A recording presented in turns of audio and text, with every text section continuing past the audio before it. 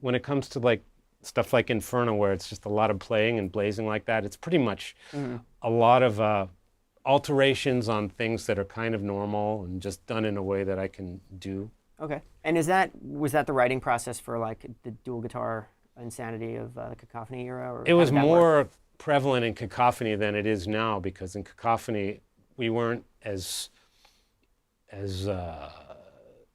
at songwriting, for one thing, and we weren't as concerned with songwriting as like maybe I am now. I mean, you can do a couple albums like that where it's just like going crazy on guitar all the time, but at some point you're going to have to make music, and some of that is really good. It's very musical. And well, I thought there was just such a density of good ideas in there. Maybe they weren't all fleshed. Maybe every one of those could have been a tune. That's a good idea. That's a good word. I mean, density. I mean, we had so much that we wanted to like prove, because there was this big guitar scene going on, and we didn't really like it.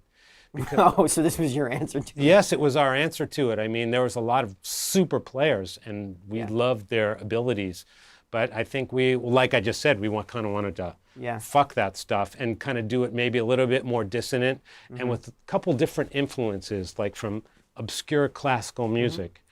I think it's this whole sort of very casual and spur-of-the-moment approach that you have is very interesting, considering I think a lot of people think of Cacophony, for example, as it must have been a very studied thing. But your whole approach to this is total rock and roll kind of approach to, or jazz approach to improvisation and capturing moments. Yeah, but like, I mean, some of these things we're talking about picking wise, for example, like where did you, to take a very specific example, is if you take like a C major shape arpeggio, then that's, you would do that where you start with the pinky, that inversion where it's the root is the pinky. C major? Like, I'm sorry, I just mean the shape of C, you know how if you were to... A shape of a C chord? Yeah, so when you put that up the neck, you got to put a pinky on the top. Exactly. So that, like, were people doing, where did you pick up the sweep element? I'm not a sweeper at all. But that, when you go all the way across.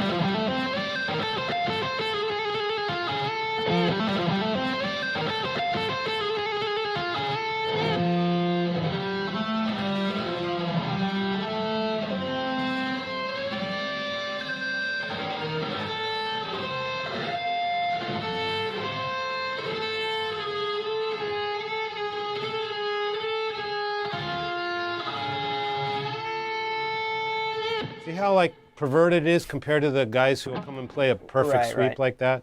But no one was talking about that kind of approach when you were learning basic skills. Like sweeping wasn't a thing, right?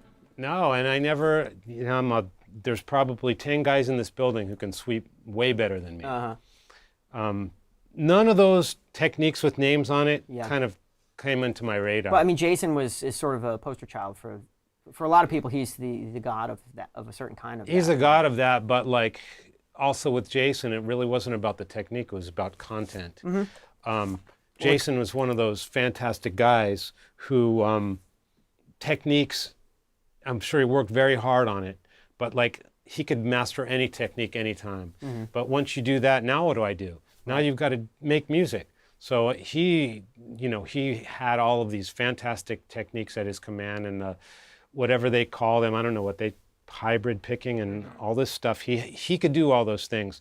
I could pretty much interpret my own music my own way with my own weird set of abilities. But he had that plus all of the standard techniques. So he had a really big palette of stuff. And you know, I was around at the time where he came from like just having that technique to actually creating music with it. And that's when you really start to grow.